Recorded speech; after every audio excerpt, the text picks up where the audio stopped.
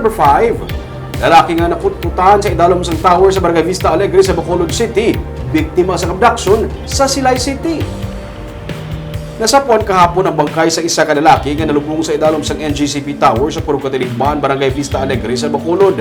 Sa investigasyon sa Police Station 8, una nga napanimahuan sa residente ang malaing nga baw gikan sa among tower. Gani iya inigin pahibalo sa barangay kag dito natukiban ang bangkay sa isa ka lalaki. Tigayon niya nakalalaan kagabi ang biktima nga mo si Alex Soberano, 50 anyos, nga rin ako pagdapreso na sadto may kangtanan sa kaso sa illegal nga droga. Sunod sa kay Captain Elmer Bonilla, hepe sa Police Station 8, si Soberano ang gin-report nga gin-abduct sa Guala sa Bacolod Silay Airport sa Hulyo 21. Gikan Manila, sunod sa kay Bonilla ang biktima, kag nakita pa sang iya anak nga puwersa nga ginpasulod siya sa isa ka Toyota Innova. Ginagas ang anak apang malasing ang pagpadalagan sa salakyan. Ulihin naman sila nga nakareport sa sila PNP sunod sa kay Bonilla. Ginhibalo pa karon sa PNP kung sino ang may kahimuan sini kag kung ano ang motibo sa pagpatay sa kay Soberano.